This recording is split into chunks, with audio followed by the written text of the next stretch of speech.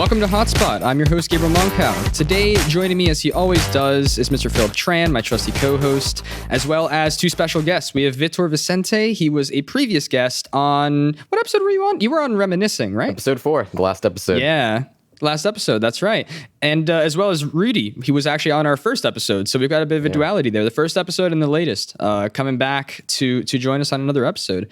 And this is an interesting one. This is actually one that we wanted to get out a couple weeks ago, but we've been on a bit of a hiatus regarding Hotspot. A lot of people on break, over the holidays and whatnot, getting back on campus now. And finally, we can hop into it.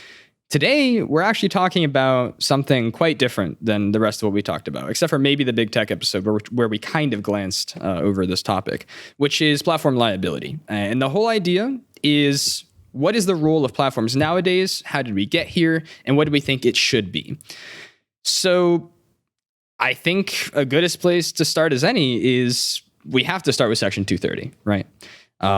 And for those who don't know, I can just quickly introduce the topic.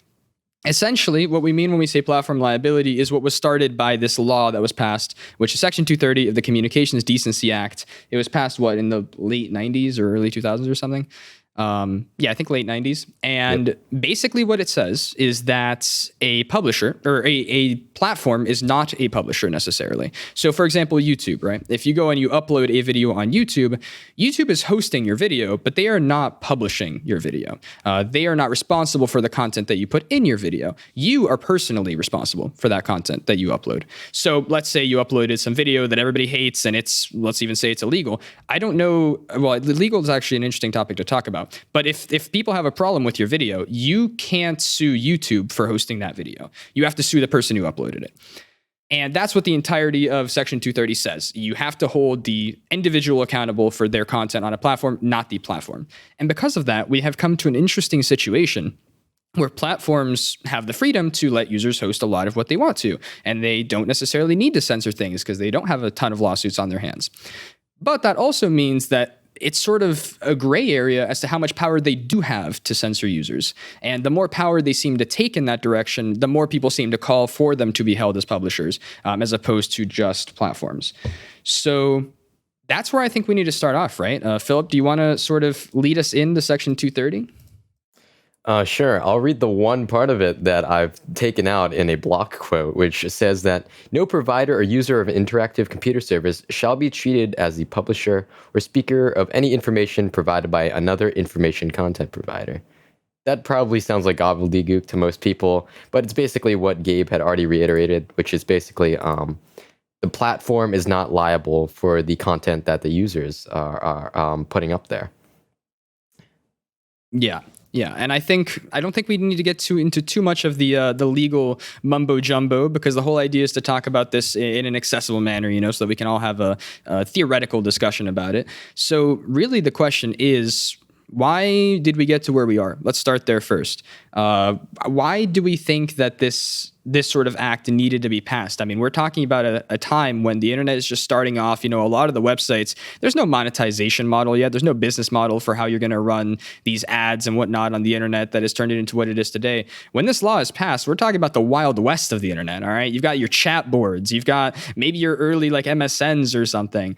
You don't really have the same kind of internet that we have nowadays. So I think back then, especially, nobody could have really foreseen the internet that we have now. And I think from that perspective, it really makes sense to give the internet a lot of space to grow and let them post things like this. So what do you guys think? What do you guys think of this as a starting point for the internet? Do you think that it was a good way to sort of kick off these platforms? Sure, I'll say something. So I just did a quick Google because I didn't know what was the context for why it was created in the first place, right? And so, according to the Wikipedia, ironically, it's because internet service providers lobbied for it because they were sued for some content on the internet in the 90s, and they're like, hey, it's not our problem. And then, since they lobbied for it, they got it passed. First, I was like, yeah, it's not their problem. It's the users who posted it. which would just so happen to, I think, like to your point about the internet flourishing right then, it was definitely very helpful because, if you're a small time business and you just made a website or something that's letting people post to it, like let's say Facebook right when it started, they don't have the money to hire like a moderation team like right off the bat. That would like really hinder their growth if like they had to, vet every single person's post before it goes out to make sure it doesn't say anything offensive, right? It's definitely been useful for the internet to help it become what it is today, to allow it to grow. But I don't want to jump too far into the next part of the conversation. So I'll let Vitor talk about this. Definitely, I agree with that. And I think it was crucial to give the internet the jumpstart it needed to be this freedom of information hub for everything. Because if everybody was liable for everything, nothing would ever get posted.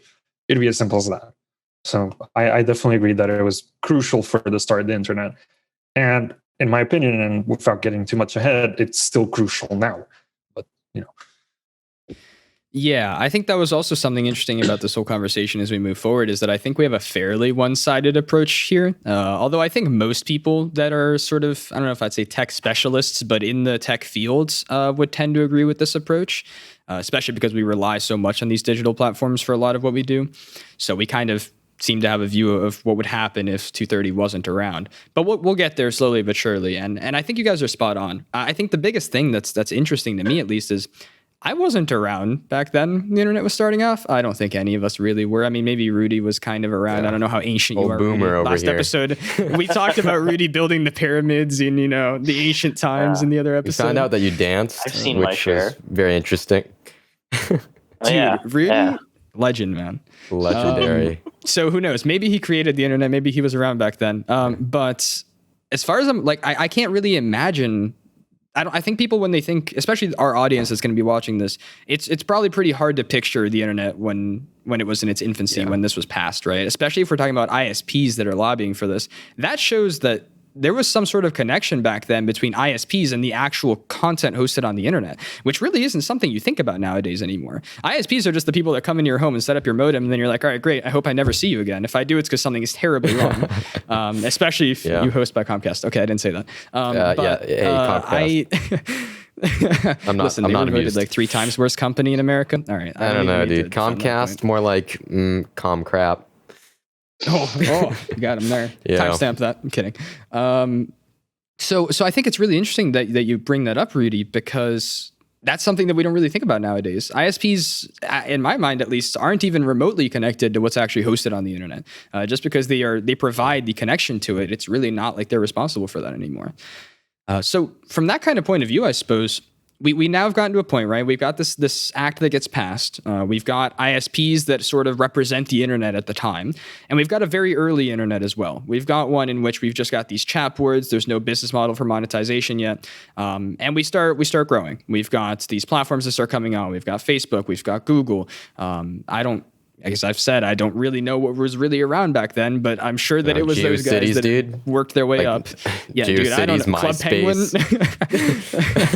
I mean, very early days, yeah. And now we suddenly see that the internet isn't just this either inter-university thing or this military project or just this toy. It's growing really fast. We've got a lot of people on it. It might be monetizable.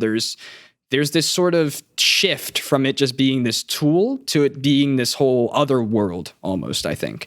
And with that, this act can be seen in quite a different light, I think, because it's not just this protection act for ISPs anymore. Now it's about the users. It's all about the users and what they can do. So I guess we can talk about that next, which is we get to this point. We've got these platforms now. It's defending these platforms, and it's all about the users, not the companies anymore when it comes to this act. What do you guys think that sort of allowed for the internet to grow? We've talked about how it definitely helped give the internet a bit of a kickstart, but do you guys have anything in specific that you think wouldn't have been possible without this act, like what we have nowadays? I mean, I think so many things wouldn't be possible without Section 230, simply because if things had to be moderated if things had to be moderated strictly, you just wouldn't get the explosive growth that you've had from many services. Like, imagine if every GeoCities page had to be vetted. Like, nobody has the time for that, and certainly not the resources back then for anything like that. Or like every MySpace page had to be vetted. Like, nobody had the resources for those things. So Section 230 really just allowed these platforms to focus on one thing, which was user growth. And it led to basically what we have now, which is a huge internet where like billions of people are connecting to it every day and using it for something.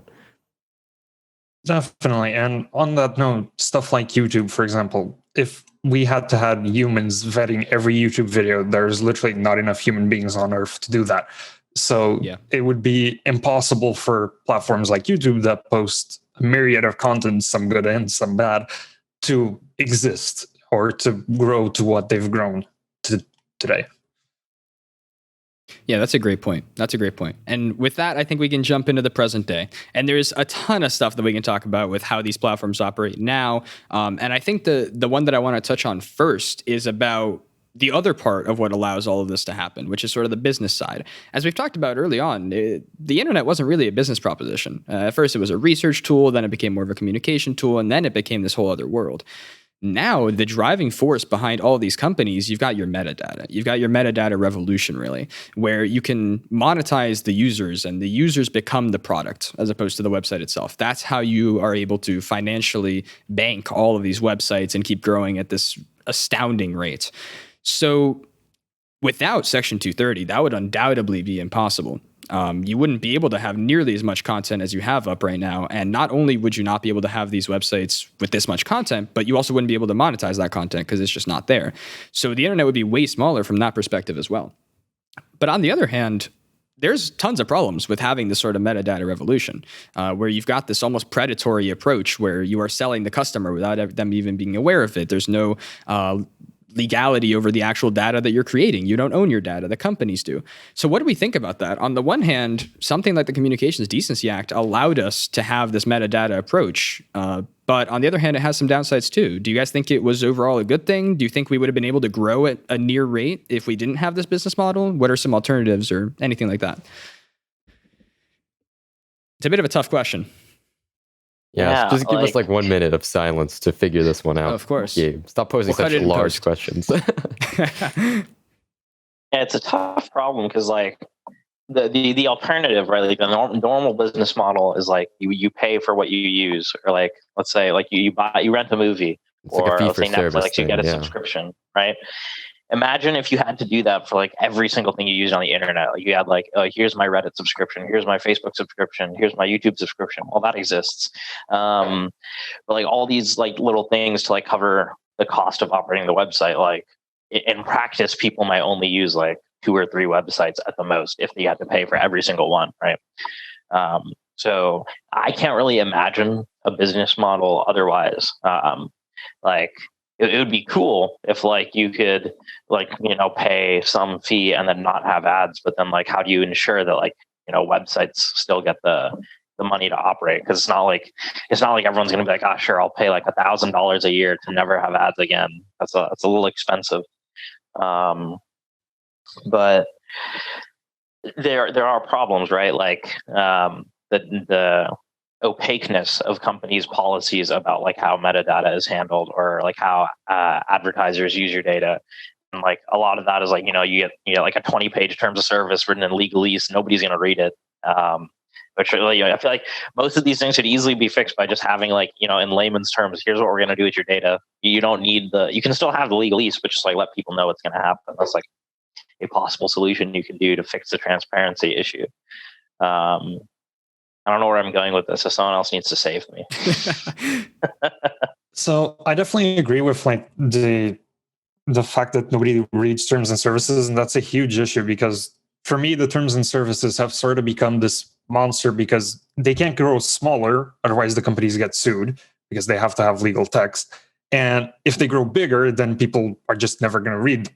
So we sort of reach the situation where somebody has to step in and say, okay, you can, like Rudy was suggesting, you can have like a warning and then a full terms and services. And technically they accept the full terms and services, but the warning could have some legal value. So I think this is a legislative issue. And I have strong opinions on how the US in specific legislates technology and how they're not capable of doing it. But that's a whole other monster to tackle. Yeah, and I mean, we've started, at the end of the day, this is titled platform liability. So anything regarding the legality of how these platforms run is definitely relevant. Because as we've mentioned, we can't really think of a business approach that gets anywhere close, at least I can't, of the growth and the way that the internet works nowadays. Like if it wasn't for this approach, I don't think that these tech companies would be anywhere near what they are nowadays. And the internet definitely wouldn't be either. I think Rudy's absolutely right there. And that also has an interesting second question that it begs, which is, if we're saying that this approach is the only way that the internet works the way that it does nowadays, what if this approach doesn't work long term? What if that was to happen? And there's a couple reasons why I think that might be a worry. For one, as we've talked about, this is only possible because of the Communications Decency Act. If we're now limiting the amount of content, we're essentially limiting the amount of revenue that you can get in because there's way less that you can monetize. So if something like this goes away, which is something we'll talk about later, the arguments for and against that, we immediately halt a massive amount of growth in this industry from the metadata side. And the other thing that worries me about as well is Rudy touched on this as well, the idea that you can just, pay $1,000 and never see ads again, right? You don't need to do that anymore. What you have to do is you go to your extensions page and you install your uBlock Origin on your Google Chrome. And now you don't have to pay $1,000 and you also never see ads again. And we're starting to see some companies trying to work their way around that, like Twitch with their embedded ads and this and that. But even then, like people are finding their ways around that. And it's very difficult, I think, to enforce this. So more and more, we're seeing this business model that allowed the internet to flourish sort of, I think, be threatened in ways that people didn't expect. I think a lot of people were sort of caught up in this hype, essentially like the Silicon Valley hype, I guess, of building up this, ginormous new world. And I do wonder whether we think that this is sustainable long term because it's built on this legality and these rules. What do you guys think on that? Yeah. Like when you say like handled long term, like do you mean like at some point like the whole like ads model just like implodes on itself and like we can't do it anymore? I think something might need to change if it's not going to implode. Like something needs to change about how we handle ad blockers. We need to get on the same page about how we're going to deal with liability and publishing and whatnot. Otherwise, I think this is threatened. I think in the case of ad blockers, like we're what's it called, like a niche like sample of the population. I think the vast majority of people either don't know about or don't care about ad blockers. Whereas like people who care about it enough are going to do it anyway, right? Like you can't really prevent people from blocking ads if they want to. And I feel like the root issue there about like why ads are blocked is because like they can slow down performance of the web page. There's like too many and they're ugly, they're useless, and they like take your data, right? I feel like all four of those can be like addressed, like slowing down performance, just like make the ads better. That's an easy fix. Like too many, like just use a few like quality ads instead of like a bunch like of shit ones. And then like good data is the hard part, right? Is like recommending good stuff, which is I assume they're still trying to fix. I already forgot the fourth thing I said. Taking your data? Taking your data. Yeah. And that comes back to, that comes back to the whole like transparency thing. I feel like it shouldn't be that hard to say like, hey, we're going to take this data and we're going to use it for this purpose. And then, opt out if that like bothers you or whatever. And like most people aren't going to opt out anyway in practice. So I don't know. I feel like I don't see like ads just like staying the way they are and then just like a decade into the future everything just implodes because like as you said, right, like it's been evolving. Like I've seen a lot on YouTube now of like the content is the ad where like they'll be paid to say something, and sometimes they're funny. Like I don't know if you guys watch like Internet Historian, like his ads are hilarious. To say that. Yeah. Spot on, great example. Yeah, and I think like it can. I think ads can move towards that model where like they're high quality and you enjoy watching them, and they could be a service that like you actually care about. Like I already have a VPN, but if I didn't, yeah, sure, I'll take NordVPN because Internet Historian said so. But stuff like that, I definitely think that the model can evolve to a way that's not as cancerous as it is today. Yeah. I think for the most part, tech moves a lot faster than legislation. I mean, we're years behind on legislation.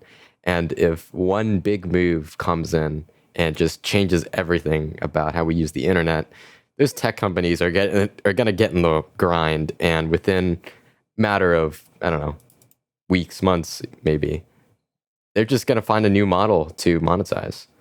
So I don't see legislation as too big of a threat on the growth of the internet now, just because of how fast it's been growing. Like the position that many of these tech companies are in, where they have massive resources, and they're always going to be ahead of the curve. Ahead of the curve in terms of legislation. I mean, as long as we have, dare I say, boomers in office who don't understand technology very well. And our whole 65 plus demographic is, well, gone. not watching. I definitely agree, and that's an issue. And I think this is more of an issue in the US than it is in the EU. In fact, I applaud the EU for the steps they've been taking recently in data protection. There was a lot of mess about this because of Article 14 and the GDPR. I think that's GDPR, yep.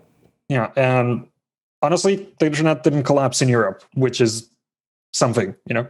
So I definitely think the US could take a step towards that. And I also agree that the fact that legislators don't really know how these things work doesn't help them. For example, the Zuckerberg hearings that happened, I don't know, 2 years ago. And this is like something a that lifetime marked ago. me. Yeah, it was a lifetime ago. But this marked me. One of the senators asked Zuckerberg how they made money. And the answer that Zuckerberg gave was, we run ads. And the fact that this had to be asked in a Senate hearing was sort of surprising to me, because how can you legislate when you don't know this? It's such a basic thing. So I definitely think it's not a huge risk, but with the current political winds, it might become one. Yeah, you make a good point. And I think that we are all touching on something sort of vaguely that we can talk about a little further, which is sort of how the times are changing in terms of the demographic that is being targeted on the internet, and the ones that are both running these companies and running the legislation. For one, we mentioned, for example, Rudy started by talking about how it's sort of like a niche that runs ad block, right, for example. But I also think that niche is directly tied to like sort of our age range, more or less.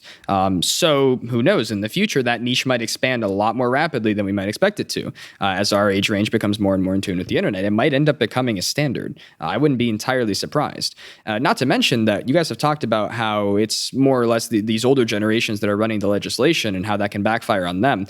It could also backfire on us, theoretically, right? I mean, if they don't understand what Section 230 is doing and that it's kind of the driving force behind the entire model that the internet was built on, they might be kind of keen to get rid of it. I'm not saying that they will, and I'm not sort of a doom caller and thinking that that's the case or anything like that. Just playing devil's advocate as a hypothetical. The problem necessarily isn't as much that it backfires on them or on us. It's just, I feel like there's so much instability in play here. We've got these newer generations that are doing things that the older ones aren't. The older ones don't understand what's going on. And everything is just moving so fast with no real like signs of slowing down. So maybe by the time that people like us are in an office, we won't understand what's going on. I like to think we will, because we have a bit of a different mentality. Yeah. Maybe we must embrace the boomer inside of all of us. Yeah. But I like to think we have a bit of a different mentality. Yeah, boomer is not an age range; it's a state of being. Yeah, I'd like to talk about your point about ad block. Honestly, I feel like using a browser is becoming a little strange now. Like most people. Oh, well, okay. Maybe I shouldn't generalize that much. But a lot of people around our age just interact with the internet through like apps on their phone, like the Facebook app. Well, nobody uses Facebook. The Instagram app or like WhatsApp or whatever, and they get ads served on those platforms, and they can't really control the advertising experience. Whereas us hyper tech nerds, I don't know, use the browser, run like custom side-loaded YouTube on their iPhone, so get rid of ads and stuff like that. So I think people are just going to be constantly advertised to, and for the layperson, there's not going to be much that they can do about it, simply because of the way that they access the internet through like a very specific portal where they have little control. Mm-hmm. It's a good point. Mhm. So, do we think that moving forward? Sorry, were you going to say something, Rudy? I just want to do a quick aside, like for Please the tech do. people out there, if you wanna block ads, you should set up a Pi hole. It's just Yeah, Pi-hole's good. you have a Raspberry Pi and you run the software that basically it acts as a DNS server for your network. And if it's a request for an ad, it's just like, nope, I don't know it, and then the ads just won't load. And it works really well. Rudy tutorial when? That would be great, wouldn't it? Put that on the UPE channel. Building a Pi hole with Rudy. That's really interesting. So I guess just to sort of conclude that, what do you guys see sort of as the moving forward for the internet? Do we think that, I mean, we know we've already agreed that the internet's changing rapidly. We've already seen so much change even in the past decade. How much do we think of that is going to be tied to these demographics that we're talking about? Do we think that there's really a totally different mentality coming up, and that in the next 10 years, 20 years, we're going to see that take over some of the legislation or some of the governing bodies? I'd really hope so, that that younger people get more involved in politics and in legislation, because it's like, I think it's 100% maybe not 100%, but I think it is majority just a voting issue, and that like a lot of people our age don't see it as vital to participate in all these different elections, right? Like everyone comes out for like the presidential election, but then they forget like there's your town and state, like local elections. All that stuff matters for the laws that like actually affect you, and then they're the ones that influence the people who end up writing the laws, like Section 230, for example. So unless like people make a vested interest in ensuring that like their local representatives represent what they want, how can they expect like the dinosaurs in Congress to be like going against their best interests or going with their best interests? And I don't know. I'd hope that based on this last election, right? Like there was a lot of turnout among younger people, and I'd hope that persists through all elections, and that people get more involved and pay attention, basically. And hopefully, we can have better tech legislation by just voting in younger people who understand tech or who have worked with tech before and can write legislation that is actually beneficial to both the user and the tech companies. Yeah, I mean, I gotta agree. It just has to do with civic engagement, and I think that's growing, as you've seen. Like tons of young people came out for this election, and I think that came up with a few, victories that maybe people weren't expecting, or like voter turnout was high in places that people weren't expecting, which is always great to see.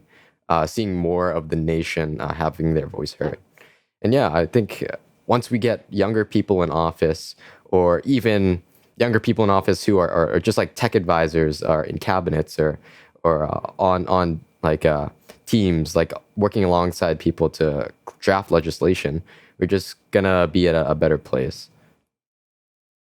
So I agree with that, but I have a bone to pick, which is, and I think that both Gabriel and Phillip are going to agree with me, it's very, very hard to find tech people that are willing to actually go into office. Yeah, I'm not going to do it. Because don't pick me. Don't pick me. Yeah, no, me neither. That's okay. I just want to code. I'll talk about it on a podcast. I will not go to the Senate.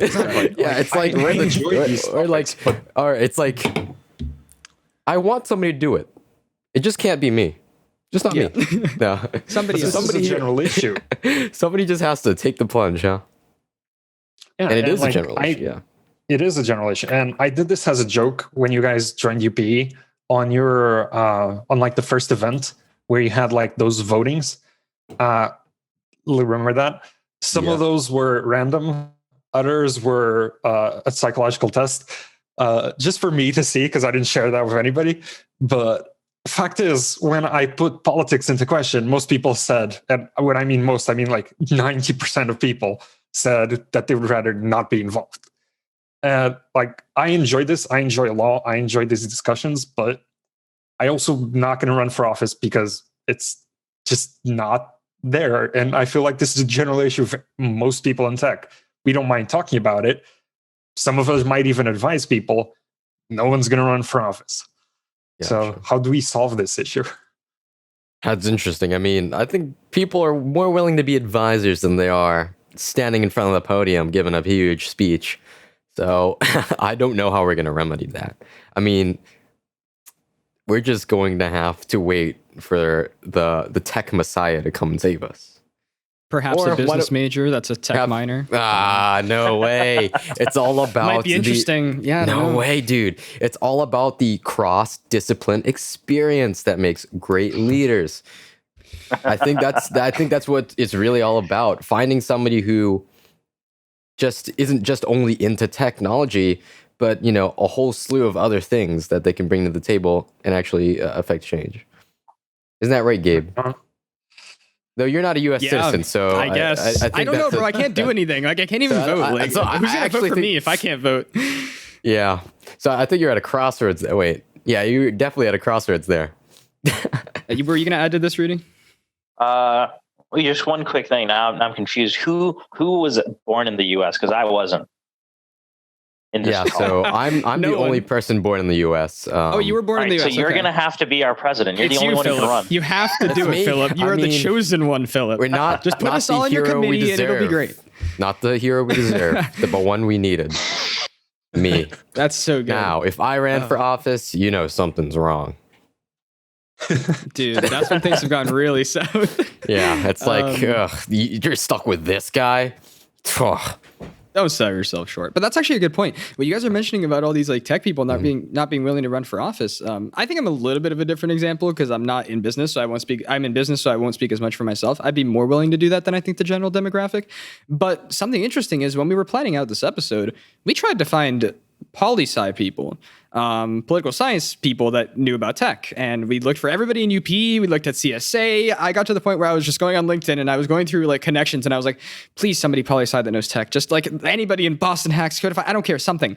And it was so hard. We found like maybe 2 people and they were both unavailable.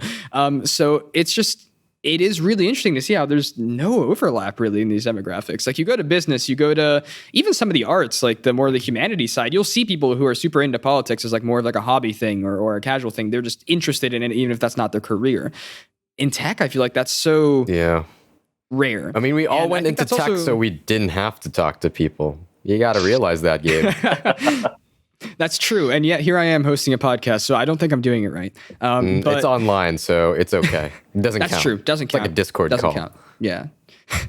But something to mention as well is I think something interesting, without going too much into the psychological aspect of this, how much do you think that ties into the whole mentality of our demographic as well? Because in tech, you tend to see a lot more, I mean, obviously we've got young people all around us majoring in all kinds of things, but a lot of the leaders in tech are definitely towards the younger end. It's those people that really are willing to either drop out of college and make a startup or invest themselves into that really early on. It's people who have been doing this for a long, long time since they were really young. And more often we're seeing this sort of mentality from young people of almost like this doom and gloom attitude of like, what's the point of like trying to fix these things? It's just some big convoluted system that was made in the 1800s by the founding fathers, especially in the US. And people just aren't as willing to try anymore. Statistically, that's the case from surveys 1700s to try and fix this. Well, whatever, bro. Your country's like a child. Yeah. I mean, our country is like the Gen Z of countries. Absolute Zoomers. Yeah. Yes. So what do you guys think about that? Do you think that sort of plays a role in it as well? Like we have this younger demographic in tech and the younger people aren't as willing to try to fix these systems? Oh, yeah. We just feel disenfranchised all the time. It's like, nothing matters, dude. The man just wants me down and I'm eating the boot. I mean, yeah, that mentality is definitely there and it's hard. And it definitely starts with civic engagement, getting as many people involved in, politics to an extent as possible. So they're aware of these issues. I mean, they don't necessarily have to like run for office or anything, but like just actually care about some of these issues. Though, I mean, for as much doom and gloom as this generation has, I mean, there's tons of young people out there affecting change. And that's always been the case. Like, if you look like, I don't know, like the civil rights movement, that's like kids on college campuses getting together and getting like, pepper sprayed stuff. Like, they're putting themselves on the line for these things. And there's tons of people like that in our generation that are the same way. Like, young people, for as much, nihilism that we display, do actually want something to change. Because, I mean, it's going to be our world that we're going to be inheriting here. Mm-hmm. I think that at the end of the day, right? Like people just need to go into politics. Like, if everyone wants something, but nobody wants to actually do it, then it's not going to happen. And I think like activism is great, and all the other stuff that people do for like raising awareness is great. But at the end of the day, somebody needs to go into office to actually make it into law, right? Yeah. And I think convincing people who are outside of your demographic to care for your demographic, let's say like the older generations to care about an issue that the younger generations care about, I feel like that's a lot harder of a sell than just voting in somebody who's younger. And to vote in somebody who's younger, you need someone to run who is younger. And I think at some point people just need to bite the bullet. And, I think that's a missing key there. Like that's definitely the missing key. Yeah. I don't really know how to fix that. Like people just need to do it. Like don't be scared. Just run for office. As Gandhi said, be the change you wish to see in the world. Wow, that's so cheesy. I'm going to make that a Rudy quote now. Gandhi didn't say that anymore. Rudy said that. I whispered in his ear, and I was like, yeah. Trust me, it's worked like a couple hundred years now. It's fine. That's super interesting. And I think at this point, we've kind of talked a lot about like how we got to where we are and the situations that we're facing nowadays. Let's talk about the actual states of these platforms that got us started in this discussion nowadays.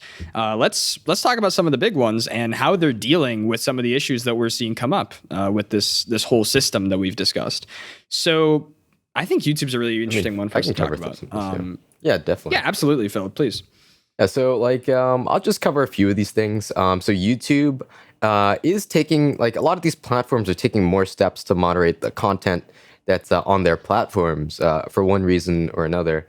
And I know that YouTube does something where if a video is something that they deem like controversial or like like not favorable for the platform, they'll deprioritize it and sometimes demonetize it as well.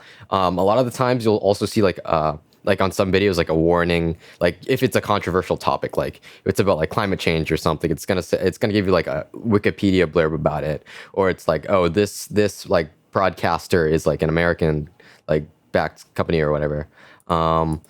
Twitter does a warning before you view content, like they for URLs, I believe it's like, oh, you're like this URL might not be a trustworthy source. I don't know if there's any other. I can't think of any other things that other companies have done. Specifically for Twitter as well, something to note is, especially during the election, and this is something. Oh yeah, they also do memory hole some stuff. They have been memory holing things. They just Thanos it, and that was a big thing. I guess we can just jump into that since we're talking about it. One of the things that Twitter did during the election, which was pretty controversial, was they started taking a lot more control over the spread of information than they have previously. More than pretty much any of these platforms have previously. And what they did is they essentially started blacklisting URLs. So if there was a site that, let's say there was an article that came out about something that some party did or something, this is right in the heat of the election, there's a lot of misinformation flying around. If Twitter, through some arbitrary means, deemed that it may or may not be misinformation, meaning it's not verified by their terms, they would blacklist the entire URL. You couldn't send it to people, you couldn't tweet about it, you couldn't, if they found another link that also linked to it, they would blacklist that too. And they were just trying to shut down any conversations that went through that URL. I'm sorry, go ahead, Rudy. Which I think was a very radical approach compared to what we've seen in the past. We really haven't seen platforms try to do this stuff in the past. And it definitely goes against some of the mentality of letting users post whatever they want because you are not responsible for their content. So what do we think about that, especially during the election, a time when information is so crucial? I would argue that as private entities, they're allowed to do whatever they want within reason, right? As long as they're not breaking the law. So, like for example, like a restaurant can choose not to serve you for any reason as long as it's not like a protected class. Like as long as they're not discriminating on like race, gender, religion, stuff like that. Like no shirts, no shoes, no service. For example, like they can discriminate against people who don't wear shoes. And in the same vein, I think that platforms should be empowered to remove whatever content they see as unfit as long as it's not violating any other law that already exists. So for example, if someone is spreading misinformation or linking to a site that's inciting violence, then like get rid of it. I think I see no problem with that. And if anything, like there should be incentives for them to like get rid of like misinformation or problematic content. Like, it's a tough problem to solve. I don't necessarily know the perfect answer to this, but like, right, like I think we can all agree that like repealing Section 230 is a bit too far of an extreme, and that would kill a lot of small businesses who can't handle the moderation overhead.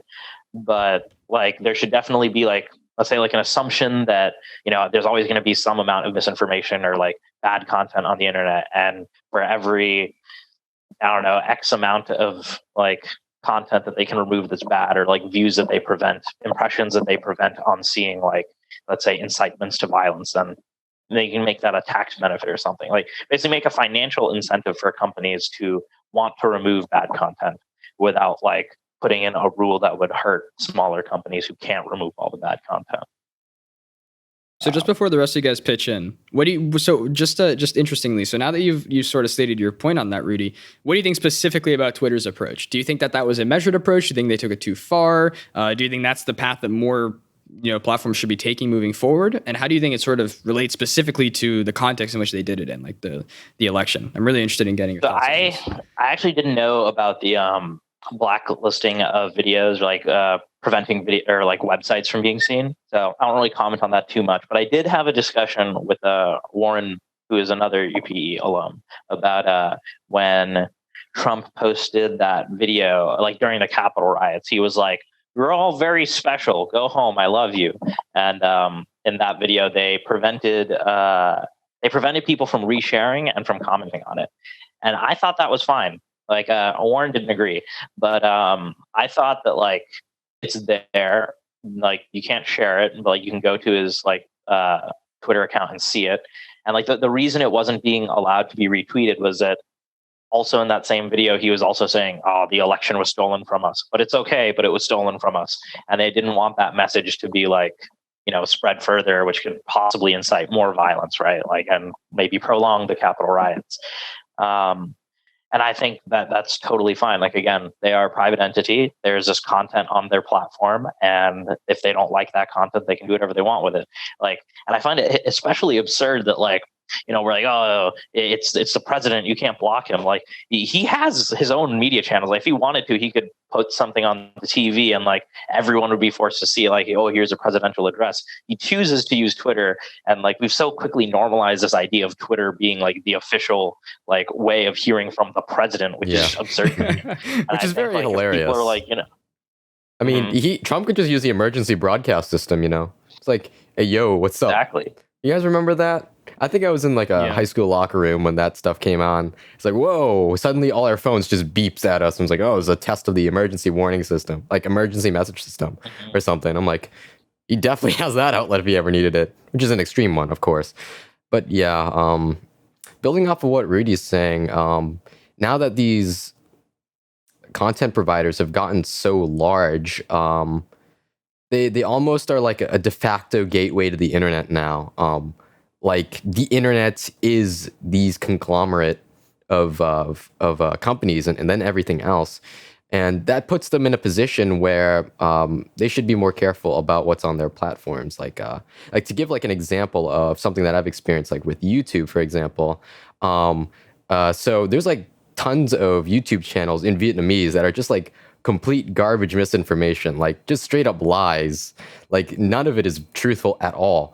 Like I'm talking like every conspiracy theory you can think of. Like the people at the Capitol riots were like disguised as Antifa, or like the COVID vaccine is like made in China, or like any number of things that just aren't true at all. And for as much as people have in like the Vietnamese American community have like pointed this out, like talked about these channels and like how much destruction they're really doing to like the Vietnamese American community, who like may not understand English very well, and like this is their outlet of news. Like nothing has happened to these channels; they're still up, and it frustrates me that that's a reality. Like I can't even go on this platform and like get a reliable source of information. And like sure, it's not entirely YouTube's fault that these channels exist, but I think that they have a responsibility to do something about it. I mean, it's a tough question. It's a tough thing to answer because it is a double-edged sword. If you give YouTube the power to like Thanos these channels off the face of the earth, there's no saying what they could do to something else that might not meet their interests. No,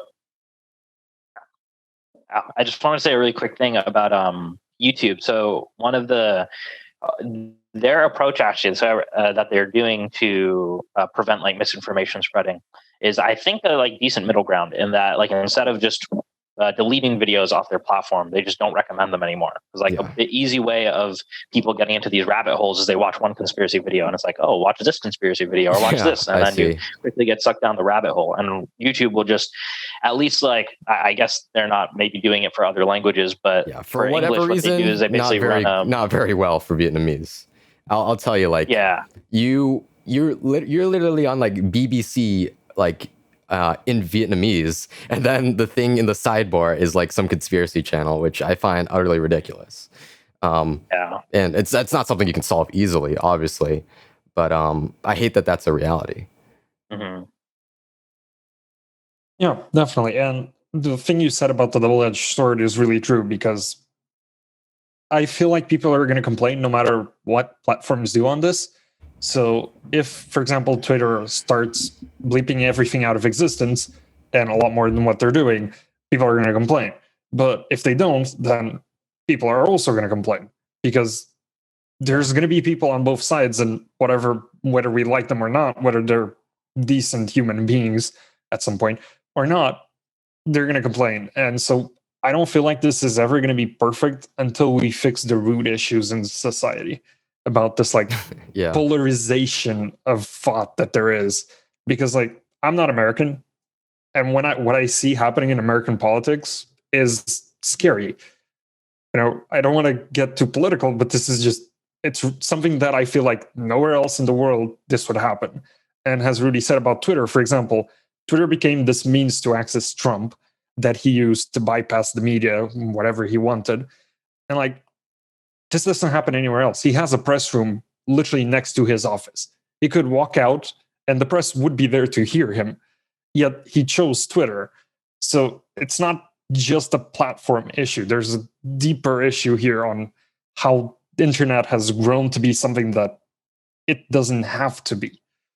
Yeah. Oh, America. My nation, apparently, because nobody else is born in America. It has to be yours. It has to be mine. It's not perfect, but it's mine, and I'll love it. Yeah, it's just one of those sticky situations, and the polarization does not help at all. And I think in some cases, social media has worse than that, because, I mean, social media companies have an incentive to keep users on their platform. And what better way to do that than to show users content that they like? I mean, or that they will click on it, or they will click on at least, you know. And many of the time, it's something that'll confirm the bias. And in that case, this is all you see every time you open Facebook, every time you open Instagram. Why would you think any differently, right? This is your entire world now, and that's something that I don't know. I don't know how to fix that. Like, people just have to be able to think more critically about things, recognize where they might be deceived, and just end up being more open-minded overall about the information that they are receiving. Yeah, I have a couple comments on that, but did you want to add something first, Rudy? I saw you were going to talk earlier. Oh, I just wanted to say, I think it would be good to point out that it's not just a U.S. issue. Like, I think the polarization, and I think it's more of an issue of, like, social media, spread of misinformation, and a lack of critical thinking. Like, this has happened in, like, the Philippines with Duterte, and it happens in probably a bunch of other countries where, like, fascist, right-wing, authoritarian, like, leaders are coming to power and using the internet to like, you know, spread their message and, like, twist people's minds on topics. And I just think it's as Vitor said, it's a deeper issue with, like, the internet, I think, and not so much like any one like country here or there. Like people are hardwired to like, want to like be part of a group and want to find these patterns and like, oh, I'm special. I've discovered this conspiracy. And then, this outsider politician is going to fix everything. And then so much. So it's a tough problem. I think you're definitely right about that it's becoming more of a global issue. It's becoming an issue of how people are using these platforms and how people get their news and how people react to all this, and the entire world is getting more polarized, really. I think but there is one thing absolutely to the credit of what Vitor said as well, which is that even to me, I mean, it definitely still feels to me, even though I know consciously that it is not just a US issue, it feels to me like it's so much worse in the US. So the question, I guess, is if there's no real reason for me to think that it's worse in the US than it is elsewhere, is it just that the US is so much more dramatized then? Is it just so much more obvious in the US? Is it just in our face all the time because the media is all about propagating this, and it's more about not about it being more possible to do in the US necessarily, but about it being so much more obvious here? And even if that is the case, and it's not necessarily worse here, it's just more obvious here, I would say that's worse in a certain way, because it's so much more clear to see then that there is a problem, and yet the problem remains and grows and spreads and nothing is being done about it. So I would say that's definitely worse, even from that perspective, even if we are to say that it's about like a similar situation. Yeah, I mean, I think there's a lot of media focus, even from like international news on the United States, which just shows you, how much focus the United States has on the world stage for whatever reason. And you are talking about American tech companies. So I think like naturally you're going to see a lot of this mud just arising from the American pit. I mean, it definitely is present in other countries, but just by the sheer volume of information coming out about the United States, you just see it so much more clearly. And I think that contributes it to being a worse situation here. So Yeah. I just to pitch in again, the reason why I said this is such an issue in the US is because I follow news media all over the place because, well, I'm not American, and I'm sure I'm not the only one who follows news media outside. Yeah. And even in countries where society is polarized, like the UK at this point, it's not this bad because there aren't characters like there are in the American political system. You are right. There are tons of characters It's that are sensationalized. yes, it's very interesting. It's like going to watch the a worst play in Europe. Exactly. The worst in Europe has never been as the worst as the worst. Hey, we do it better, okay? What can I say? We do it better. I mean, America, USA, like Le Pen isn't that sensationalist in what she says. Like, her policies are terrible and she is a horrible human being. I have no doubt about this. But her use of media isn't as bad as some of the characters in the US. It really does feel like you're like one day you're going to the zoo, the next day you're going to a Shakespearean opera or something. Like it's kind of why go to the zoo when you have the entire United States, bro? Like, bro, just pick a zoo. spot. Just pick a spot. Yeah, I gotta agree with you, Vitor. We got some strange characters here in high places, and can't say I'm comfortable with many of them. And they definitely take up a huge presence. Not good all the time. I think that brings up the really interesting point of why is it that it's become this sort of game now? Because I think that's one of the root issues of so much of the things that we've talked about. I think that's part of the root issue why people like us don't want to run for office, because we see it as this sort of like wacky game of sorts with all these weird characters and this game of bureaucracy. It might be the issue of why we think it's so doom and gloom, or why we don't really respect some of these characters as much as we may have in the past. It's just sort of old men in powerful positions. So I guess the question is, what role do we think that social media plays in sensationalizing all this? Because in my opinion, it's a big one. And what do we think we can do about that? The difficult one. Wow. And I think that's like the $1 million question right now, isn't it? I remember last time I had this conversation. Make it $2 million and I might answer it. I don't know, dude. It was actually during Boston Hacks. Last time I had this conversation was during Boston Hacks. I remember working on our project, and I was just talking to somebody on like a 2-hour call or whatever, and we were just discussing this. And basically the conclusion that we came to was we need to start broadcasting what social media is differently. It's not supposed to, in my opinion at least, I'll give my take and you guys can comment on what you think. social media it was never supposed to be a newspaper. It wasn't supposed to be your source of official facts and news. Yeah. It was supposed to be a social platform for socializing, not for necessarily educational purposes. And now it's sort of morphed into some of that. It's morphed into some of everything. It's like this giant library with a bunch of clowns walking around. And it's really weird. It's just so much information everywhere. Yeah, but all the librarians have like little red noses and stuff. And it's really weird. No, I'm not calling them Rudolph. So I guess the question then is, for me, we need to change how we look at what social media is. We need to decide, is it going to be this weird like mishmash of all this information, at which point I have no clue how you both legally and like culturally approach this, or are we going to give it a more definite role?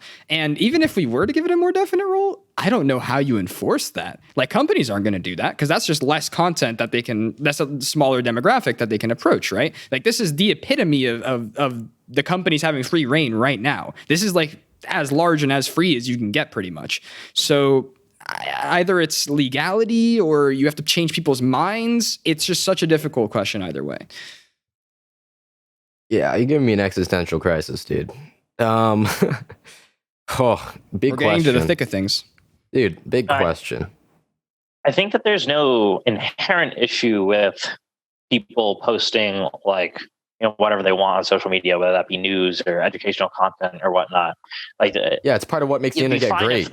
It's right. Like, it would be fine if, right, we wouldn't be having this conversation if they were posting truthful news or if they were only posting like educational stuff, right? The root of the issue is that misinformation and disinformation is spread on social media, and that's like the harder issue here. And like, I'm sure that we're not going to solve the disinformation problem in the next 30 minutes, but I think that if we got to try regulations were passed to like financially incentivize companies to do it, I'm sure that the smart minds at like all the top tech companies, given enough time, would figure it out. They're just at the moment, right? There isn't a financial incentive. It's easier for them to fight the lawsuits that come up every now and then than to waste millions or $1 billion on R&D. I gotta agree. Like, there's nothing really to incentivize these tech companies to do anything as long as they're getting money, as long as they're getting paid for having sort of the stuff up and kind of regulating the stuff in their platform to save face a little, but just doing the bare minimum. There's simply no reason for them to do much of anything right now. And just as a side note, we've already pointed out how hard it is to pass like legislation like this. Like how the conversation isn't even really being held. You are right. And though some tech companies did like start like to take a big stance on Parler with like basically everybody dumping them from everything, like Apple axing them from the App Store, Google like Thanosing them from the Play Store, and AWS shutting their doors to Parler. Can you just give a quick rundown for the viewers, like what Parler is and what actually happened there? A Parler is, no, I'm just kidding. So Parler is, how do I say this? It's marketed as a free speech social media platform. And it has attracted a lot of people who, could be considered unsavory, like, neo-Nazis and, super racist people and all that stuff. So like, there's a lot of people who aren't great on that platform saying a lot of things that aren't great. And, inciting violence and all that stuff. And if I'm not mistaken, some people were discussing some stuff to do with the Capitol riots, like either planning it or talking about, doing something like that. And big tech companies, I'm not exactly sure. I think it was during the actual election, right? It got pretty controversial, and it ended up getting shut down. I think right after the Capitol riots is when I started to hear news about Parler being, getting axed by everything, and I think big tech companies just got fed up with Parler, thought it was a bad look, and that is exactly when they decided to axe them because they saw all this stuff about Parler, and they decided there's no financial incentive to continue our relationship with this company. And so it disappeared into the mist. So on the note of financial incentives, because I think that's a very curious idea, but there's one major setback in it, which is the people in government are going to think it's the social media's responsibility to do that, right? Without incentives. or at least this is what I get from hearing politicians speak. They think that social media should moderate voices or unmoderate voices or whatever it is that they want, but nobody ever thinks of incentives. So I don't see, at least in the near future, anywhere in the SURF where a legislation like that would be passed. And although I agree that that would definitely get the social media companies to invest in R&D and actually stop this misinformation spread, how do we pass the barrier of communicating to politicians that this has to be done? Yeah, and I think, I mean, for some politicians, it would actually destroy their fan base, this stopping of the spread of misinformation. So it's like nobody wants to tackle this because, they wouldn't get elected again. That's a spot on thing to talk about as well, Phillip, is we're reaching this point now where the sides of this argument are so intertwined with political sides to a certain extent that the platforms themselves are almost getting intertwined with political sides, where if you have a side that's, I mean, as we've said, like shutting down Section 230, for example, would be terrible for these platforms. If we have a side that's advocating for it and the platforms suddenly see some leniency to censor information, they might find themselves keen to censor that side. And that's a big question mark of what's been going around now is, are we seeing these platforms lean more towards one political side or another in this gray zone that they operate in of what they can censor or not, based on whether those parties' views favor their future, whether they favor those incentives or their view on Section 230. And I mean, if we look purely from an objective point of view, a lot of the governmental bodies of the tech companies, like the CEOs and the executives, they statistically tend to lean left. A lot of Silicon Valley, a lot of startups, a lot of tech people tend to lean left. So the question is, do we think that that's part of the problem as well, where we're almost drawing this line in the sand and saying these companies are not working with you on this. They're doing their own thing. See, I think it's a very intertwined problem. Like we're talking about like 230 and like platform liability in a vacuum, but like, right, like in an ideal world, it wouldn't matter if, let's say, Facebook was censoring, like, for argument's sake, let's say the Republicans are right and Facebook is censoring the Republicans. It wouldn't matter in an ideal world because you could just make another Facebook. I mean, that's what Parler attempted to be. And like you could just make another company. But like the issue, right, is like we already have these social media monopolies and we have like cloud provider monopolies where, if you don't have good relationships with these companies or they want to eat you, it'll happen. And it's hard to like get market share in this environment. And that's due to like other laws that we have that are, not really enforcing anti-monopoly regulations as strictly as they should be. So it's really hard because I feel like any solution that we have to just one of these problems in a vacuum would be countered by like another problem that already exists without like, unless we're going to sit here and rewrite the entire US law and like fix everything right now, which arguably should be done. And it'll take about 130 years, but we'll get there. I mean, one amendment at a time, boys. We're on the 50th Amendment, and we still got 500 more to go. Let's go. So that's actually a real issue in the US and in common law countries, which is rewriting the law is extremely hard. Because not to get too much into the weeds of it, no matter what you write, the Supreme Court is the one who decides what the law means. Like, unless you're extremely specific while writing the law, whoever sits in the Supreme Court decides what it is. And that means that rewriting these laws is so hard because I think you need 2/3 majority in both the House and the Senate to amend the Constitution, which is never going to happen. It just takes so much. It just takes so much like sheer will and support to change one thing. And it was kind of a thing built into the whole institution of the United States, kind of designed to be slow, I guess. I mean, if I were to take a guess, for stability purposes, because back in those days, people were crazy about doing crazy stuff, and they wanted to make sure people absolutely agreed to something before it was changed. And things didn't change very fast back then either. And no, things didn't change very fast back then. So it made sense back then, for things to be slow moving, to make sure that everybody was on the same page for something that could be a large change. But now, as the world is moving faster, I think that's starting to become a hindrance. Especially in this polarized world, it's hard to drum up bipartisan support for stuff. And I think that's just going to cause us to fall into a series of gridlocks that we just have so much trouble getting out of. And there's very little we can do about that until people just decide to work together. That's all. That's all I got. What's funny is that when the Constitution was being written, Thomas Jefferson suggested to the other members of the founding fathers that they should include a provision in the Constitution such that like every 20 years or so they rewrite it. But the others didn't agree, and we are where we are now. Well, but it is funny that people. My guy should have advocated more for it. My guy, come on, he's slacking. He's like, what's a great idea? It's like, no, that's a terrible idea, bro. Why you bring that up? And he was like, oh, okay, bro. If you brought that up like consistently, imagine what could have happened. My man's so slacking. That's all I'm saying.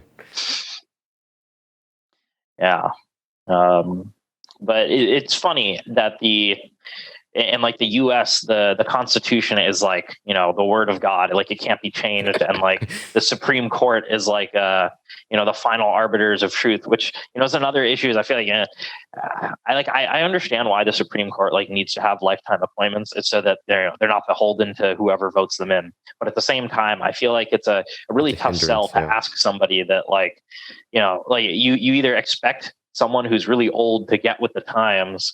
Like, right, what makes more sense is like someone really old, like getting with the times and understanding like the current generation's like feelings about something, or just having a younger person be that good.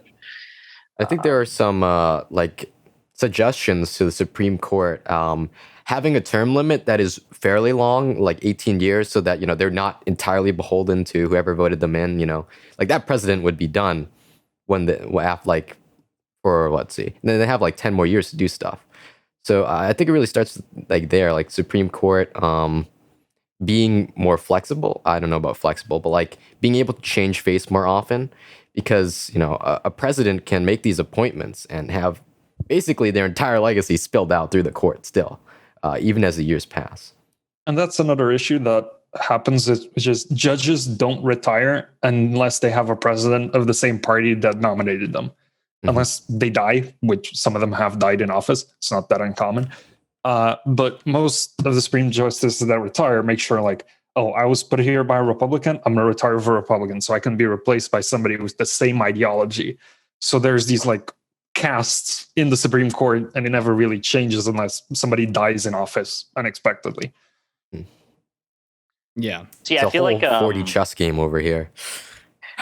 I've the term limit thing. I think an even better thing than term limits would just be like a hard age limit for everything. Like, I feel like if you're old enough to retire, you are too old to be making decisions like in Congress or for the country or as a judge, right? Like, well, there can be an argument made for like the older you are, the more wisdom you have, but there's nothing stopping you from being an advisor. I just don't think like, if we have rules for like you're too old to drive, then I feel like you should be too old to like make laws Rudy that affect said boomer everybody. tax. But yeah, of course, like the old people are never going to vote for that, because also the vast majority of people who vote are old people. So again, civic engagement and getting young people to vote would really help, I feel. And it should be pointed out that senators also don't have a term limit. They can run infinitely until they die or decide not to run again. So, yeah. All right, I'm going to steer us clear of the politics for a little bit so that we don't get too deep into how the Supreme Court operates and term limits. Send all hate mail to moncau@bu.edu. So close, thankfully not it. Let's. Okay, so I think while we were a while back, like 2 hours ago, on the topic of Twitter, I don't know, we were talking about platforms and stuff. Maybe their liability or something. How do we get into law? But there is something interesting to point out regarding these governmental officials and how they interact with these platforms outside of just legislation. We briefly touched upon it, but I think we can go a bit more in depth into it, which was the main reason why we wanted to talk about this entire topic in the first place, which was the entire controversy around Trump's accounts being banned off of multiple platforms. Where was this? After the riots? Like right after, maybe? Yeah.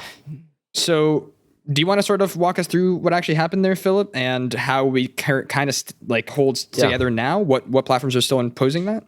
I gotcha. So, I think it was like a brief period after the riots. Facebook decided to give at least a 2-week ban to Trump on Facebook and Instagram, and Twitter instated a 12-hour ban. This would later be reinforced by complete, absolute axing off the entire platform for Facebook and Twitter. And I think there was a presidential Twitch account for whatever reason. There was. I think it's gone. axed. And that was axed. So these companies just decided, you know what? No more. And then Trump was no more. They're no longer a presence on their platforms. And can somebody speak to what was like the instigating factor of all this? Because I mean, he said a lot of things that might have been that, but it was only now that it finally happened. So I think it was after the riots, like whether we agree with this or not, and I'm going to try remaining neutral and not giving my opinion. The platforms had in mind that Trump was, even if he wasn't directly saying go riot to the Capitol, he was talking to his base in a way that was clearly somewhat instigated or could be interpreted to be instigated. That video that you guys mentioned a while back, that was stopped from being reshared, etc. I think that was the final tweet that he was allowed to put out. After that, he just got banned because there was serious consideration that people could be, and they were, killed because of those riots, whether Trump incited them or not. And I think Twitter just got enough of it. Yeah, I can read back some of the tweets that he made shortly before he was banned. So there was that video, and he also said what? So at 1 hour, okay. These are the things and events that happen when a sacred landslide election victory is so unceremoniously and viciously stripped away from great patriots who have been badly and unfairly treated for so long. Go home with love and peace, remember this day forever. And then after that, he said, Mike Pence didn't have the courage to do what should have been done to protect our country and our Constitution, giving states a chance to certify a corrected set of facts, not the fraudulent or inaccurate ones, which they were asked to previously certify. USA demands the truth. And of course, accompanied by that video. Mm-hmm. yeah, I think I feel like we don't have to beat around the bush. I'll put my opinion Here we out go. there. It's Rudy's like very going for clearly it. he was You're done very for. clearly this was Yeah. inciting his base and riling them up. And there's this concept, I forget where I first saw it. I think a friend showed it to me, but it's basically like you can't be tolerant of intolerance because then intolerance will always win out.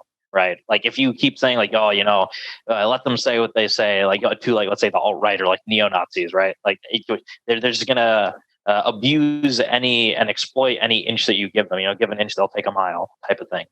And I feel like you have to be firm. And, the cynical take is that Facebook, Twitter and whatnot, the only reason they banned them is because it was so close to Biden being elected. They're like, Republicans.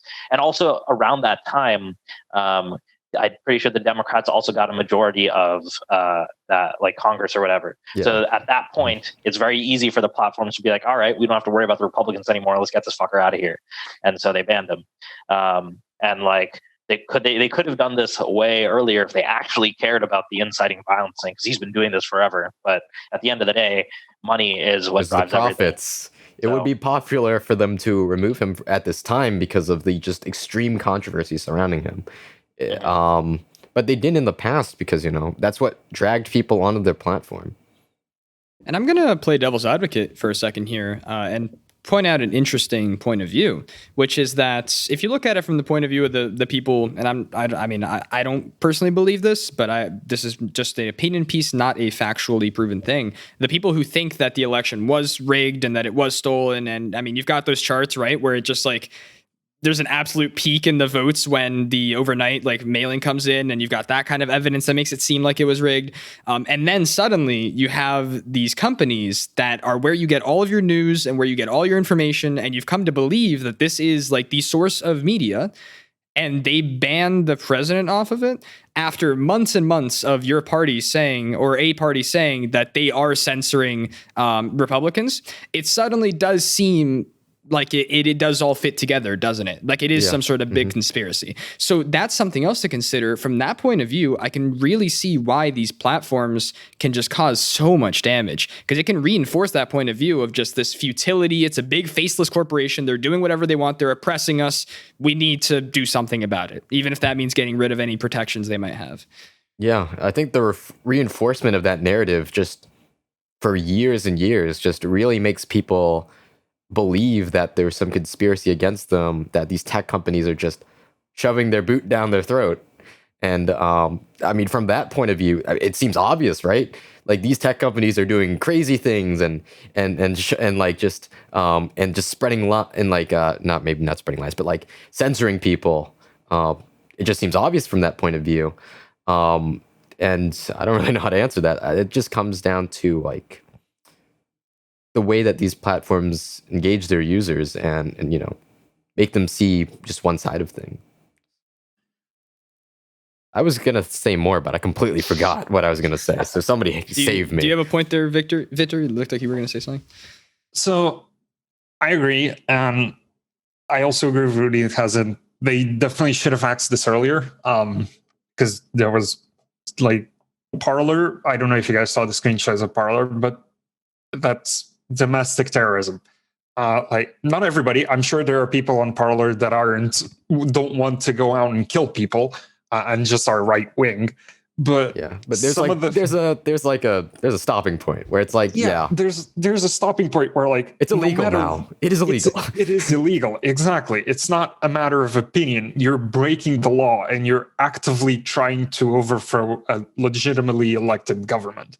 And I agree with what you said, Gabe. Like from the perspective of people that believe in what they're being telling, and like that screenshot in specific flew around Twitter like wildfire, even though the person who actually emitted it then retracted it like a couple hours later when they said that that was an input bug. Somebody put like 118 and then a bunch of other numbers. It was instead of 18,000, they put 180,000, which is a huge spike in votes, obviously, right? This makes anyone that knows how to read statistics wondering what is happening here. But at the same time, like, this isn't particularly the platform's fault. I think the entire thing that people can believe this, and like, I'm all for the court cases. Like, if people think the election was stolen, go to court. That's what they're there for. There are legislation to prevent this from happening. The court cases were all lost. Like, yeah, it was over and 50 so many cases. people, yeah. And people who claimed that there was like rigging done just didn't even show up. They're like, yeah, they just made something up to rile up people and then didn't stick behind it. This was such an issue that I think, like, sure, the platform should have cut it earlier, but I don't think it's fair to just put I think it's like a symptom on the platforms. It's a symptom of something greater. And it's unfortunate that we have to be in this position in this country. That people can be so entrenched in one point of view that they don't see another side, and they don't realize that they may be being misled. It's a tough thing, and social media doesn't make it any better.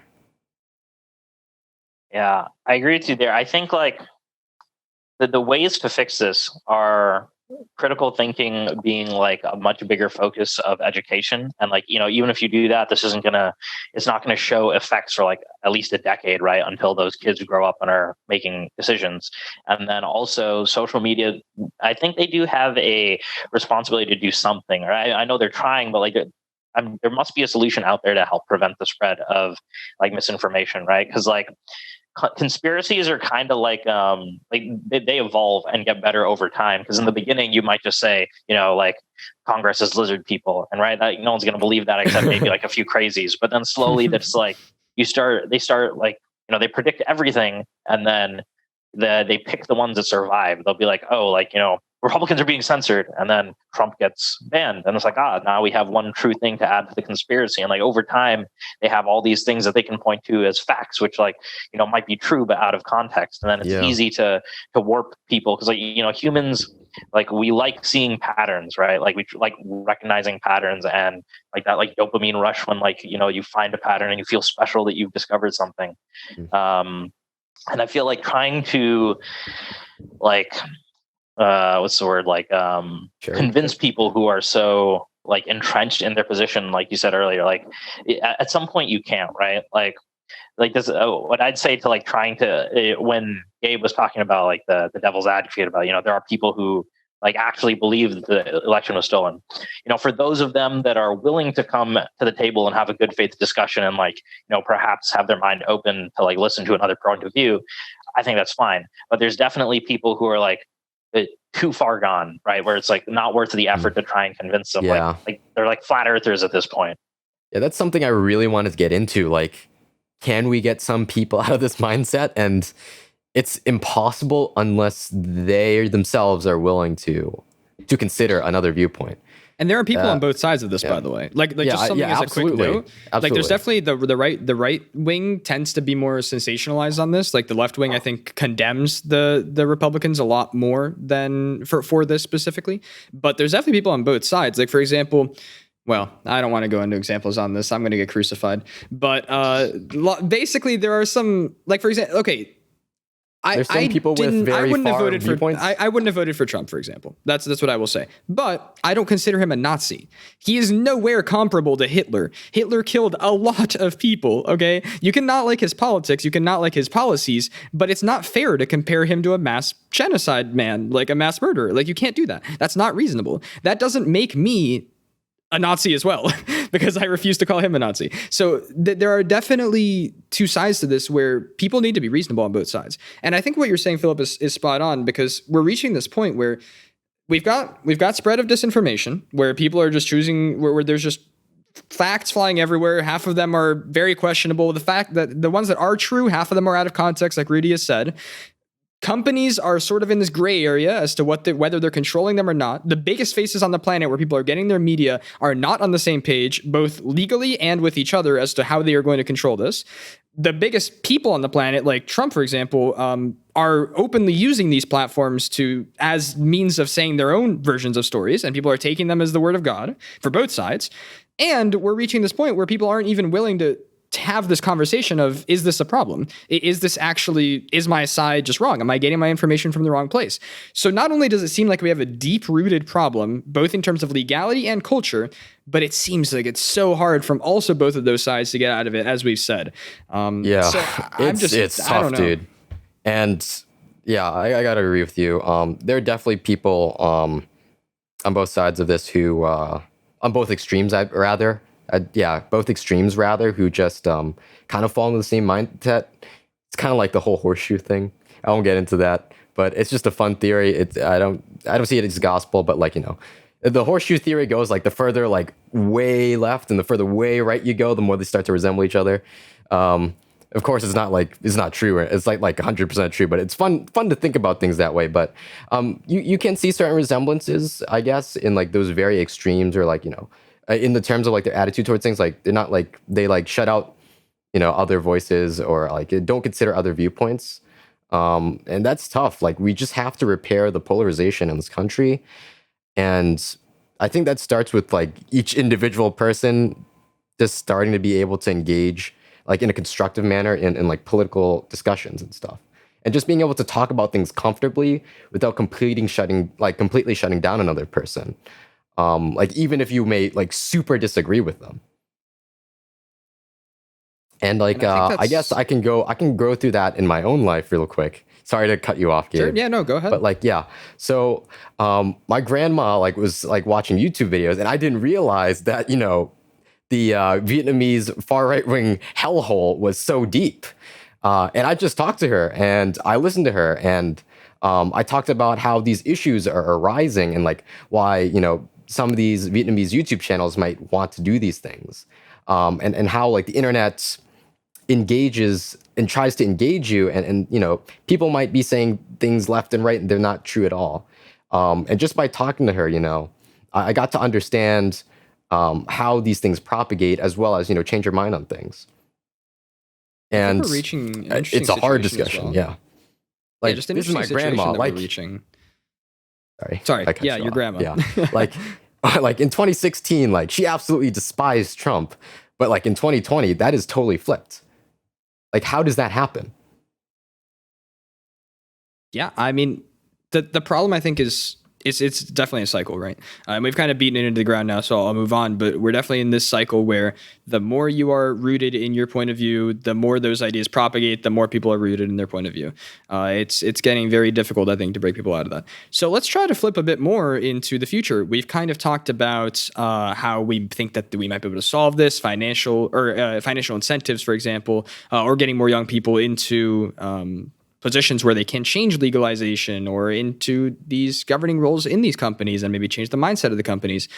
Something else that I'd like to point out as well, which I kind of hinted at, and I think this is an interesting conversation I'd like to get your guys' ideas on, which was that I said I think we need to change what the role of social media is, or at least have a defined role, because we can't keep having them be sort of like, in my opinion at least, these like half media outlets, like official media, like journalism media, and these half like social aspects. I think we need to decide whether it's one way or another.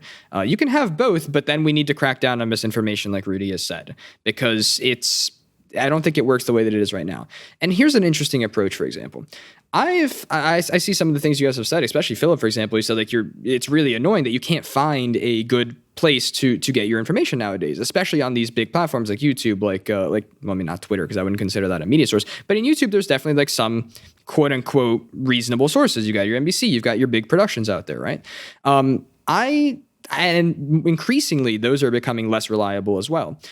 I got enough ads for this that I finally was like, all right, fine, I'll try your 1 month. And it was for the new paper. I don't know if you guys have seen ads for it around, but basically what it is just this little startup. And the idea was that they don't even have like a proper platform for it. There's no comments or anything. All it is just that you sign up, you pay a fee, and it's basically just a newspaper that they text you every day. Every morning, they will text you, and it will be like 3 sentences on each topic, and it'll be like 10 topics. And each of them has a link where you can go to learn more. And they vet all the links, and they vet all the information, and it's as like fact-based as possible. That's an interesting approach where I would still consider that a platform. It's not a social media platform per se. It knows its role. It's a news platform, and that is what it's trying to be. It's trying to be clear, succinct, and I think that might be the way forward. If we can find a way of getting people on the same page through things like that. I wish I could show you my phone right now, but basically it gives you 1 through 10 in a text every day, super simple, and it just shows you, like, for example, I don't know, military coup in Myanmar, something about it. This is what they did so far. Here's a link to learn more if you want. And that's it. That's all that they read about it. There's no opinion pieces. There's no Trump tweets attached. And I think that that's the kind of approach, in addition to the financial incentives and everything that we've talked about, that can help us get out of this rut. Something where we can get people on the same page. That's actually great because I'm subscribed to a newsletter. Well, I'm subscribed to a few things to keep up with stuff. One of them is called Tangle. It's just one guy who like gives the best arguments from 2 sides and then his own point of view, if you'd wish to read that. Also, I have like an app called Ground News, which is basically just an aggregate of news sources. So if there's a big story popping up, you can read things from a lot of different news outlets. Then other than that, like I listen to a weekly podcast called Left, Right, and Center. You can imagine what that's about, just people from the left, right, and center. And then sometimes a special 4th expert on something, discussing, stuff in the news. And I really think, it starts with there, like nonpartisan things or people who are willing to get together and have a good faith discussion and just let it all be heard. Like no BS, like no color, that just them. See, I think both of what you guys do are great, but the problem is that you guys are by no means the average person. Oh, no, average person is not going to put... We are average? Pfft, no way, dude. Nah, I would never want to be average. Yeah, we're not the layperson. What I mean by that is that the average person is going to put in that much effort to find their news, right? Because like the thing is, every single news source is going to be biased in some way. Based on like their life experiences, based on like the context of the situation. Even if they're reporting the same facts, they can be interpreted differently. And even if you go to like, if your issue is like social media shouldn't be news and you should go to like proper news publications, well then who funds these news publications? Like why are they choosing to cover this particular story over another story? Like it's impossible to completely remove bias. And the only thing you can do to mitigate bias is to just read many different viewpoints. Yeah, I agree. Then it becomes an issue of like, you don't have time, right, to like read all these different viewpoints. Yeah. So then how do you convince people to do it, right? It just becomes an access issue. People are going to go for the path of least resistance. And I don't know, it's definitely tough convincing somebody to sign up for a newsletter, listen to a podcast for an hour, then read news on their own. Like, who's got time for that? That's what I really like about the new paper. I definitely agree that the best approach is to have a holistic view on everything. You get all sides of the story. But seeing that there is a barrier for entry there because people aren't necessarily willing to do that, the second best way, in my opinion, to remove bias is to just keep it as succinct as possible, to give them less space to input like opinions and things like that. So within like 3 sentences talking about one event and then a link to an article that they didn't even write. They don't write articles. They write these like summaries. How much bias can you really put? I think that you can put a decent amount. I think it's not totally gone, but I think it's way better than some other news publications. So that's what I found so far, which is a balance for me. I'm not willing to do what Phillip does, for example. I haven't gotten to that mentality yet where I see all these different sources. But for me, I'd rather do that than not be informed or be misinformed. I think that's better. Yeah. So it might be a starting point. But you're absolutely right, Rudy. And the question, I guess, then is, what do we think? We've talked about how to maybe try and fix the existing platforms like YouTube and Twitter and provide incentives for them to change things and legalization. What do we think about new platforms like what we've mentioned that could come up, or new approaches to the future, to how we make this entire situation better if it's not through these existing platforms? And it's hard. Well, I wish I knew, because then I'd make a lot of money. Yeah, I was about to say, this is the startup market question. Is there. Right? The market is there. I think Tangle is like, I mean, it's just run by one guy, but it grew to like 80K a year because they have like a premium version, which is pretty good considering it's just some dude. That sounds like it doesn't give it any credibility. He's a former and current reporter. Yeah. It's tough, dude. Any thoughts, Vitor? It's tough. If he had the answer, he could hire us for a startup, right? And listen, if he says something brilliant, we'll just timestamp it. It's fine. No, I agree with Rudy. Like, whoever creates this is going to be the next Zuckerberg. He's going to make billions, and they will fix enrooted issues in our society that, well, most people can't fix. So I don't have a solution to this. I agree in moderation, and as you guys have been saying, getting multiple news sources, but there's no clear solution. Imagine lowering the barrier to entry to like news so much that it just eliminates the polarization in our country. That's a huge problem. Not just the country, the world, mate. The world? How can you solve that with such a simple product? Maybe you can. I'm no Zuckerberg. My IQ is probably not very high, probably in the double digits here. But the new paper is the closest I've seen anybody get. I gotta check this thing out, dude. The new paper? I would give it a shout. It's called the new paper. So I think it's like a subscription, right? It's a subscription-based service, but I think you might be able to try a month free if you like. 7 days, 7 days free, and then $5 a month. $5 a month, not bad. It's nothing like too fancy. It's just a text. I think that the access issue and the path of least resistance is like we just need stuff like the new paper, for example, like the type of content that they produce to be the type of content that people see on social media. Exactly. And have that be the type of stuff that's recommended. Because people are already on social media, they're gonna keep spending time on social media or like YouTube or whatever. And if we could just figure out like the good stuff to recommend them, which has huge caveats because it's subjective who decides what's good, blah blah blah. But like if that was the stuff that people were reading, we wouldn't have this problem. And I think that at some point. You can't read that, but that's the length of one article, of like one description of what's happened today in the new paper. Then tell me what happened today. Let me give you an example. The first thing, so there's 7 things on the list for today. The first thing goes, President Biden announced that the U.S. will end support for a Saudi-led military offensive in Yemen, citing humanitarian concerns and calling for diplomatic efforts to end the ongoing conflict. That's it. And then there's a link to learn more. I think that's like as not biased as you can get. It says he ended it, and this is what he said was his reason for ending it. And here you can learn more if you want. And that they're pretty much all like that. It just gives you a quick thing, and it's not the kind of thing where you're going to feel fully informed. You're going to still need to vet yourself more if you're going to have a interesting intellectual conversation about these topics. It's not going to give you the details, but it'll tell you what's going on. And for the average person, I think that's enough. As we've stated, the average person doesn't do this. But I do think something like this might be the future. Something simple, something easy. Do you think the average person would also try to read in between the lines too much and see things that may not be there. Maybe Like they I would really inject hope their not, own but bias onto it. I mean, it happens all the time to people just normally, You might not even recognize that you're injecting your own bias into Yeah. something. It just kind of happens. And then you just kind of have to like question why you think that. And, maybe maybe you're right, vindicated to feel that way.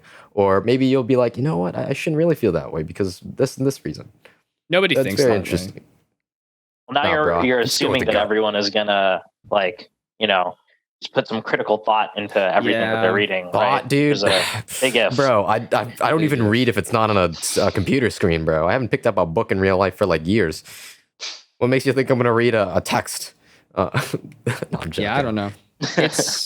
It's an interesting situation. So I guess, I mean, at this point, we've talked about sort of what these platforms' roles were at the start, why they were given the power that they did, how they grew the business model that sustained them. I mean, it pretty much built the internet that we know of nowadays. We've talked about the ongoing problems as well as the ongoing successes of why these platforms are great for the internet as a whole and really for society. I mean, it allows us to do some crazy stuff that wouldn't be possible without these downsides. So, and we've talked about kind of how we can fix it moving forward. So I think the question is then just where do you guys, if you're going to I mean, I can't say you're going to summarize the issue. I mean, we just talked about it for an hour and a half. Yeah, But, I think I'm gonna need 2 more of these to summarize the issue.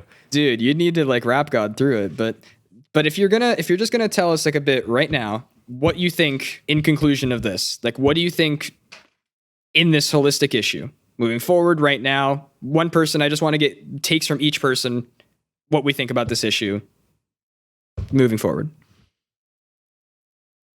Yeah, so I have to First. collect my thoughts, dude. So how about you go first, Gabe?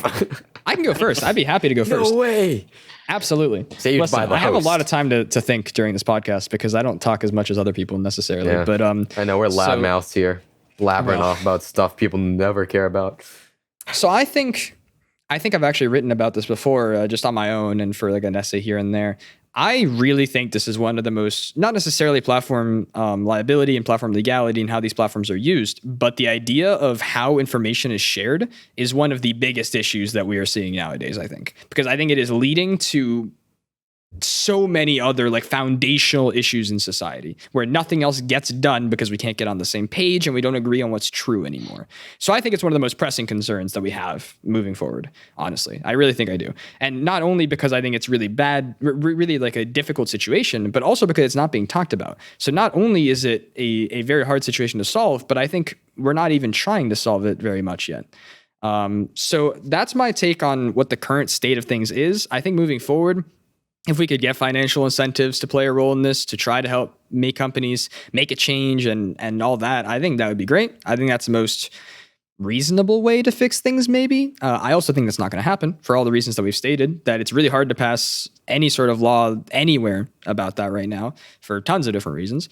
I also think that even if we were to pass that, the deep-rooted issue is more of a cultural, almost societal thing where people are willing to just focus on their viewpoints and they're willing to accept things that might not necessarily be factually true because that's what they want to believe. But again, as we've talked about, that's almost just a quality of being human. The platforms might help propagate that idea, but it's not necessarily their fault, even if it ends up being their responsibility to a certain extent. So I don't know how you even start. I'd need a PhD in psychology before I even start tackling that. So yeah, I think moving forward, we need to have some sort of change in the laws that govern these companies, which I don't think will happen. And I think we need to have more conversations to at least try to educate and culturally change our approach towards social media and towards platforms and towards news and media in general, so that we can try to tackle it from both ends at once. And both of them seem pretty hopeless to me right now, which is kind of sad. Damn. Told you, man. Generation's doom and gloom. When I said generation, I meant me. Gen I'm D, generation. more like Gen D for doom and gloom, Yeah. I guess I'll pitch in here. So my history teacher taught me about something called thinking of things in 3 ways: politically, economically, and then culturally. So you know what? I'm going to use that framework to discuss this. So politically, something has to change here. Our legislatures are just they're drenched in partisanship at this point. And people are just going to have to be willing to work with each other, no matter how disgusting you might see the other side. And that's tough. Like, that's just absolutely tough. Like, imagine having to work with somebody that you disagree with fundamentally, and maybe they might even be like a terrible person or something. Like that's a lot to ask of somebody. So we're gonna definitely have to start there. And I mean, goes for the other way around too. Like, if you're so entrenched in the belief, you have to be willing to stray out of it to get stuff done, because sometimes that's what the nation needs. Economically, I think some social media platforms are going to need some sort of incentive to crack down on misinformation, else this problem is just going to get worse. And I think culturally, people are just going to have to, I don't really know how to solve this problem, but be more open-minded about things, second guess things that they might see online, and become more aware of their own biases going forward, which is a tough call. And for people who are very entrenched in their thoughts right now, constantly question yourself. Why do you think these things? Why does this make you feel a certain way? And is this based off of facts or misinformation or what? That's all I got for you. I have a short take. Okay, go ahead. Short take. Here we go. I just want to build off of what Gabe said about, like, it feels hopeless. It doesn't have to be, right? I think Let's go. A great a first step is to do exactly what this is right now, is talk about the problem, right? Like, in my own experience, I used to be like, politics is stupid. Like, there's no point talking about it. And I've completely 180'd on that position in the past couple of years. And it's definitely good to, make a space, like, with your friends, or, somehow to, like, broach these kinds of conversations. Like, for example, my friend group, like, we have a Discord that we talk to. We have a politics channel where, like, we'll post, like, current events or stuff that we're talking about or we're interested in, and we'll discuss it. And those conversations are the first step to getting more informed and to, like, hear other people's opinions. And then, the second step is, once you are informed, be civically engaged, vote, run for office, do something to effect change other than just talking about it. And if enough people do both of those things, then I think we can feel confident in being hopeful. Yeah, I gotta agree with that. Just to quickly add on, you might, just talking to people, you might be surprised at how much you may agree with them, as much as you may disagree with them. There's definitely always common ground to be had. And it just makes things so much more productive. You see people who disagree with you as, another person, which is what we really need more of in this country, Mm-hmm. Rudy, it's too easy for you to say, man. You're an ancient being. You've seen the rise and fall of society. You are right. Like, he was there when Rome fell. Like, how for 50,000 years, I thought politics was folly. Until I was civically engaged. And then this little America came along. And now you're kind of involved. Yeah. This whole America arc wasn't too bad, really. Kind of filler, but yeah. It was Rome's problem too. They didn't talk enough. Oh, you tried to advise them, but they didn't listen. Yeah. What about you, Vitor? So, first of all, I agree with what all of you guys said, and picking up on the history, because I quite like to study history. Humanity tends to self-correct when we fall into pitfalls. So I like to believe that this is just another pitfall, and we're going to get out of this. Yeah, it gets worse before it gets better. Exactly. Like, we cyclically get bad. Like, if we go through history, there are cycles of times where humanity starts to diverge and polarize. And of course, some of these have ended in conflicts that were terrible. And I really hope that never happens again. And that's a whole other topic.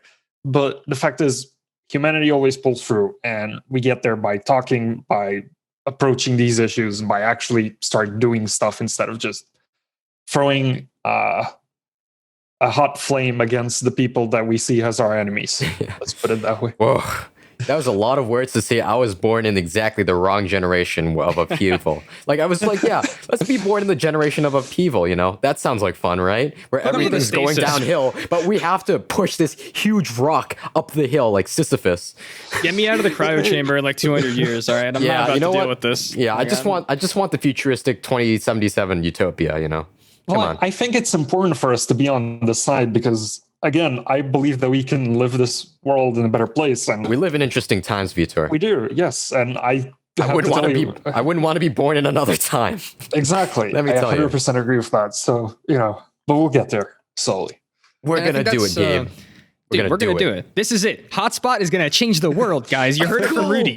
Rudy said so, so it must be true. No, but yeah, Rudy's my source of media. Whatever Rudy says, I take as the word of God. Rudy is gospel. Yeah. But something I wanted to point out as well is that whole idea of it being hopeless. You're absolutely right. It doesn't need to be hopeless, but I also think part of it is we need to just take this one step at a time. If you look at it as too like holistically big problem, billions of people involved, it really is hard to see the clear path through. You start by helping one person, then you do 10, then you do 100, then you start, affecting your local community and your town and your city and your country, and you work up from there. And at the end of the day, this isn't something we're going to fix overnight, and it's certainly not something we're going to fix in an hour and 44 minutes of a podcast with 3 college students, and so And a Microsoft employee. A Microsoft employee. Ugh, they never fix anything. Maybe with like more Microsoft employees, but we'll see. Yeah. Remember Should've gotten Windows Savannah on. ME? Windows Vista. They make more problems than they solve, dude. But so I think we need to just think about yeah, definitely Rudy's fault. He was there for that too. But yeah, so I think we just need to remember that this is a long-term thing. This is something where it's going to take a lot of people working together. It's going to take a lot of struggles. There are going to be days where it's, 1 step forward, 2 steps back. But this is a long-term thing that needs to happen. We need to get back on the same page. We need to learn to work together again as a species almost.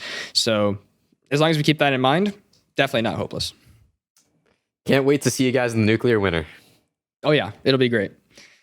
So I think with that, we've kind of pretty much gone through it. We've talked about, it's gone more from platform liability to like platform legality and platforms in general. And that's what the whole idea with this was. Don't know what we'll end up titling this, but we'll figure it out. We went everywhere with this thing. We thought we were going to the beach. Dude, we sailed into the ocean. Listen, I'm fine with that. It's a deep ocean of blue thoughts, but we'll make it work. And I guess we're pretty much ready to wrap up. Do you guys have any closing thoughts or comments or anything else that you want to say on this topic? I'm just going to second what Rudy said then. Like, definitely, like, do your part. Like, go talk to people. Stay informed. Be willing to run for office. Be willing to make change, Be the change you want to see. Sorry, what was the Rudy quote from earlier? I don't know. The Gandhi quote: "Be the change you wish to see in the world." Yeah, there you go. Rudy quote. Rudy 2021. There you go. Wise words. That's pretty much it. Thank you guys for coming. Thanks for coming out as guests again. It was great having you guys. Phillip as well for being here. And I think with that, we can wrap up Hotspot.